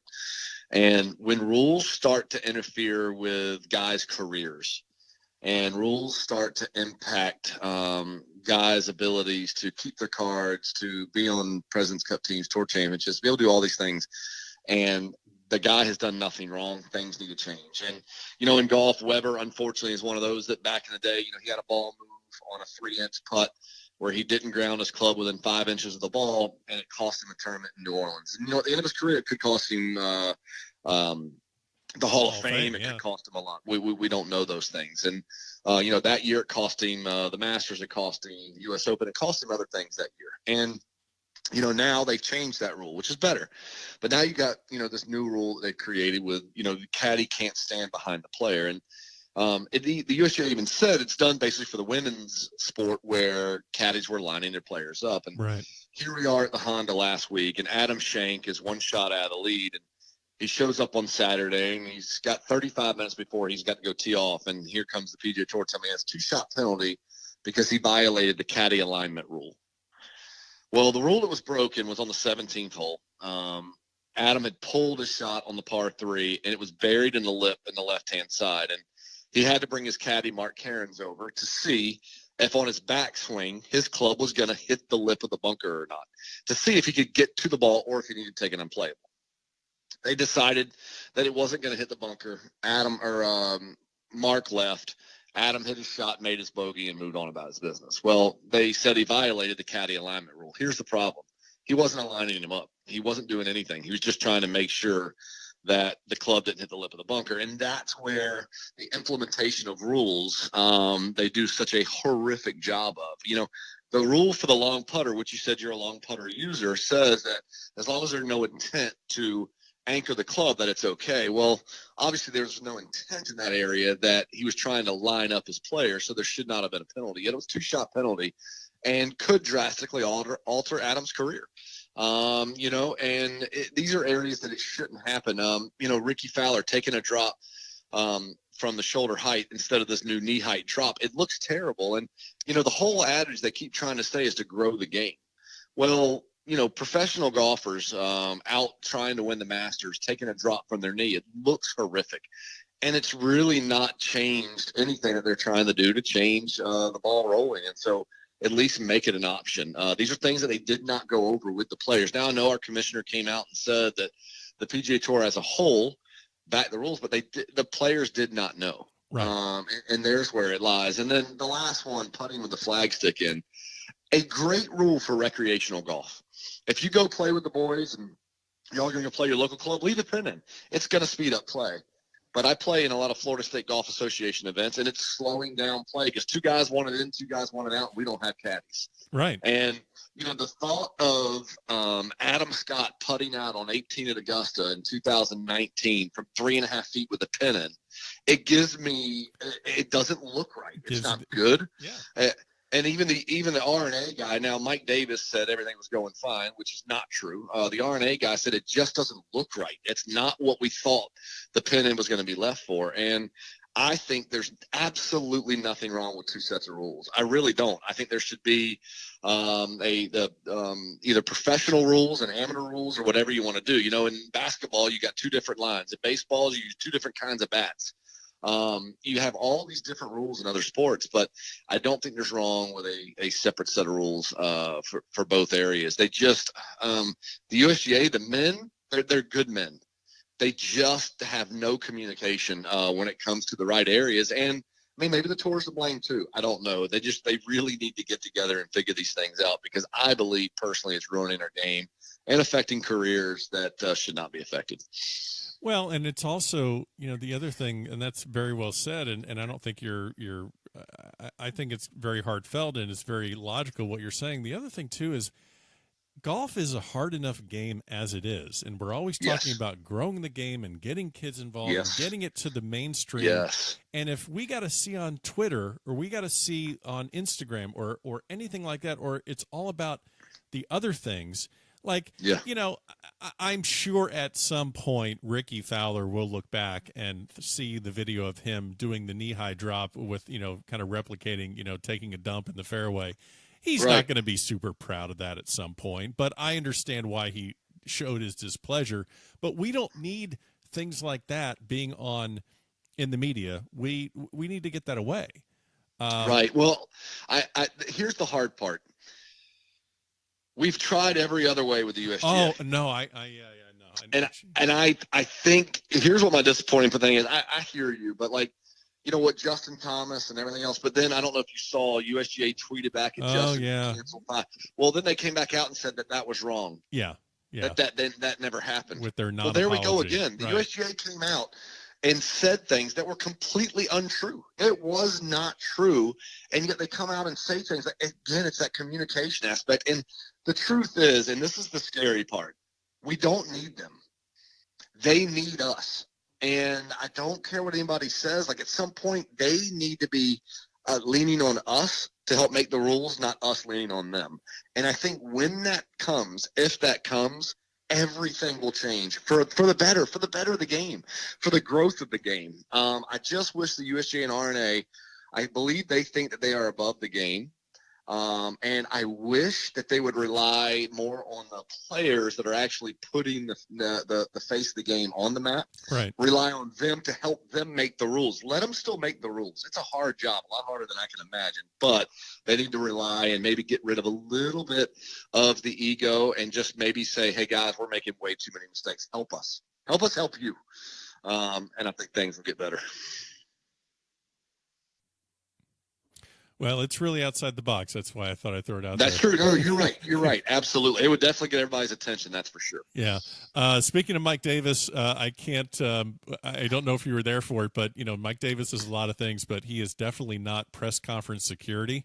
But in 2012, he had to be press conference security, awards ceremony security. Yes. Were you there when he had to grab that lunatic away during the presentation of the trophy to Webb? So, buddy, I'm so bad. I had a red eye that night, and I wanted to get back to see my family. Oh, okay. So when Webb left to go out and do everything, I hugged him and left. And, on that long flight, obviously on the way back, because I had just made a little extra cash and I had the internet, so I started reading the stories. And of course, I kept tilting my phone so the people sitting next to me would see that what had just happened, because I just wanted to talk to somebody about it. But everybody else was sleeping on the way back. I saw Jonathan Bird was the only guy I saw. Gave him a big hug and hopped on my flight home. But I had some people waiting when I got home, and my wife and some friends had made some fun stuff. But I didn't. I did watch the video on the plane on the way back once we had landed. So that was good to be able to see. But, one of the things people did not get to see was that Mike actually threw the guy in a bunker.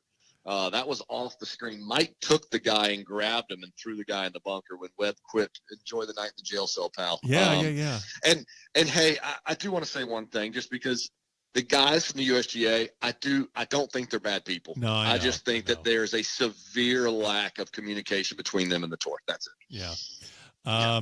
Before I let you go, you mentioned Ask Anything, so I know I'm not going to ask you to recount the Tiger Who story with Please do. Oh, God. No, let's do it. Come on, let's do it. The second last question I'm going to ask you, so either you start however you want to, but what does Paul Tesori say to a 21-year-old Paul Tesori right now? I love that. Okay, so let's start with the Tiger Who story. Fine. This is Tiger's favorite story. He loves me to retell it at every single team event. He will bring me in front of everybody to retell it several times. And so the story goes like this. It was 2000. It was my third event caddying. It was the President's Cup in West Virginia. And when you say third event, you mean third event ever? Ever caddying for VJ. Third event. I'm on the international team. I'm caddying for VJ Singh. We get paired with Tiger the first match, second match, third match, and fourth match. The Americans only need 1.5 points to win. The matches are over. It's on. And, of course, in singles, who do we get? We get Tiger for the fifth straight day. We show up, and the ball boys had 12 hats beautifully made up, international hats that said Tiger Who on the back, embroidered. And I asked them why, and I said, well, 23 of 24 guys had signed the flag. Tiger hadn't signed it yet. He did end up signing it later on, but he hadn't signed it at the time. And I went to VJ. I said, VJ, look at these hats. I said, I think it's funny. And he goes, oh, I did too. That's great. So I thought it was hilarious. Well, we get out in the match. We're 1 up through 3, and the fourth hole is a par 3 there. VJ hits it about 9 feet for birdie. Tiger hits it over the green. I think he hits it left the green in the water, chips it to like 40 feet for bogey. VJ obviously just says that's good. He's putting for bogey. VJ's got 9 feet for birdie. Yeah. Tiger doesn't give VJ his putt, and it's kind of weird. VJ lags it down. When I say a millimeter, it is hanging over the edge. And we didn't hear anything. And VJ looks over at Tiger, and he's standing on the side of the green with his arms crossed and a growl on his face. And VJ says, I think he saw your hat and doesn't like it. Mm-hmm. So Tiger made us putt it from a millimeter. We went to the next hole, and Tiger, who had played terrible all week, Nota Begay was his partner, and Nota was carrying Tiger all week.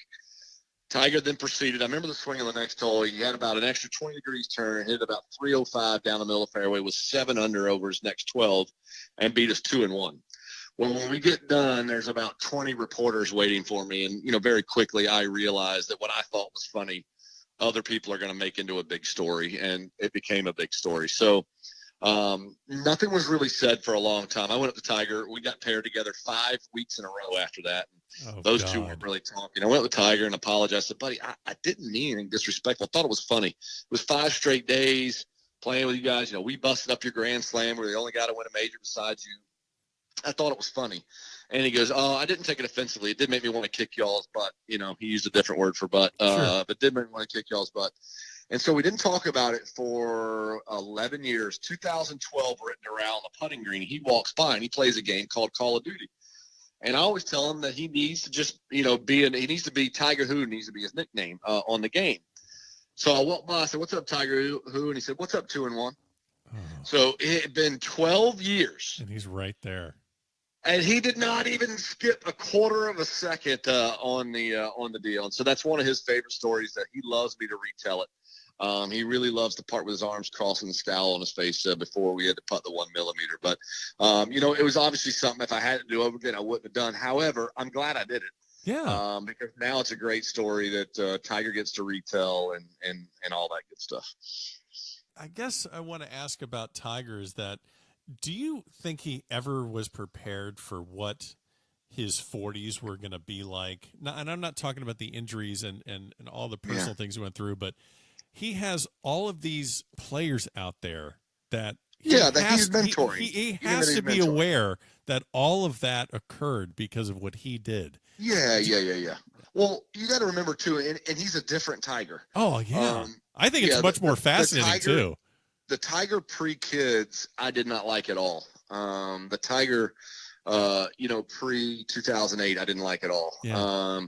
He played games on the course, like, kind of mind games. He did a lot of things I didn't appreciate. He wasn't that nice of a guy, to be honest with you. And it's amazing what kids do to us all. And he is now one of my favorite people to see. I remember the first time we were over in Turkey in 2013, and I remember him stopping practice before a match and asking Webb how his family was. And I just sat back like, what is happening right now? Right. Who is this guy? Who is this guy and what's going on? And, now, he makes fun of every time he sees me, he goes, Paulie, $1,000 if you don't talk today. He just, that's the fun time. That's and he's older now, but kids change our lives. And, Tiger wants to still be great, but he doesn't care about being the best he can possibly be right now, because he wants to be the best he can possibly be as a dad. He wants to be a great mentor for this game now. And he still wants to beat them, but he knows that this is his generation. He knows that these guys are hitting it farther than they've ever hit it. He knows these guys are fearless. All the young guys say, I wish we could have Tiger at his best. And I try to tell them, no, you don't. No, you don't.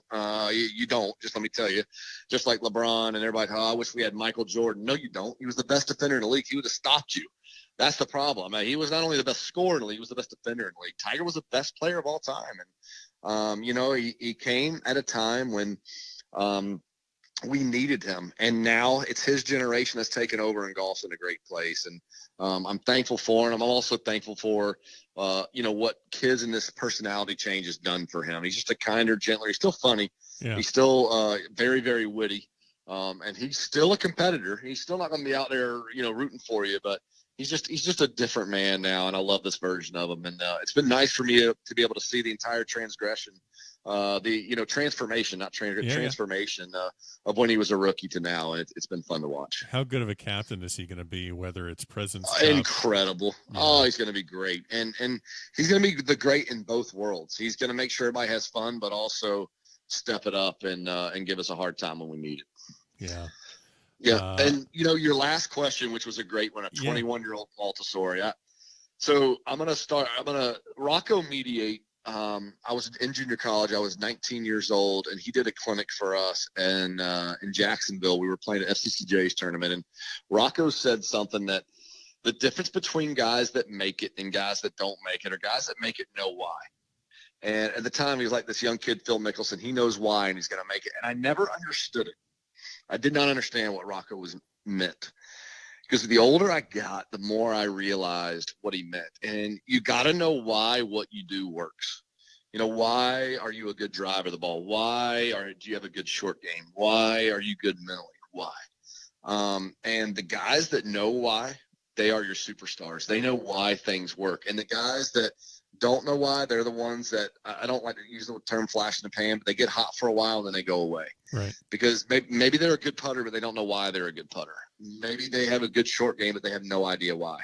And that's what VJ taught me, is VJ knew why everything worked. He knew why each aspect of his game worked, and that's why he was great and could depend on it. Tiger knew why everything worked. And I had no idea why anything I did worked until I was 35 years old, and it was too late for me.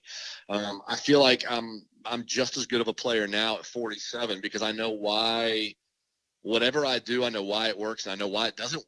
I know why both ways. And that's one huge thing I was able to kind of bring to Shawano, and now definitely bring to Webber, and why Webber has gotten back to being a top 20 player in the world again and starting to contend at majors again, is because we now know why his mind is strong. We know why his short game is strong. And why his body has gotten stronger as far as workouts and stuff. So just know why. And, I think same thing in your profession. Why are you talented? Why are you good at your job? Because you're prepared. You did more research on me than I've done on me. But you came in prepared. You knew why. The reason why you're good is because your guest. You're going to do research on them. You're going to ask intentional questions to get intentional answers. And you know why you're good at it because you prepare for it. And I think it's the same way in business or sports, no matter what you're doing. Well, that's I appreciate the compliment, and that's great information for anyone in any walk of life, whether we're talking about golf or business or family or faith or anything like that. So that's so true. Paul, this has been phenomenal. I feel we could probably go on for 2 or 3 more hours, but you need to go play some golf or go get ready for the Players Championship. Yes. Wish you we didn't even talk about the players, but hey, I know. Hey, everyone. Webb Simpson won the Players Championship last year. They're going to go try and defend. There, we covered it. There we covered it. Great. Good luck at the Players. I hope we can do it again sometime. And again, thanks for being here at the back of the range. Ben, thanks for having me on. I love talking to you, buddy. And maybe after we either go back to back or close off a major this year, we'll get to chit chat again. Absolutely. And there you have it, another great episode here at the Back of the Range Golf Podcast. Special thanks to Paul Tesori for joining us this week. Good luck to him and Webb Simpson as they try to defend the Players' Championship. Don't forget, leave a review in Apple Podcasts. Follow us on Instagram, Facebook, and Twitter. Everything you need is in the show notes of this episode. We'll see you again next week for episode 65 here at the Back of the Range.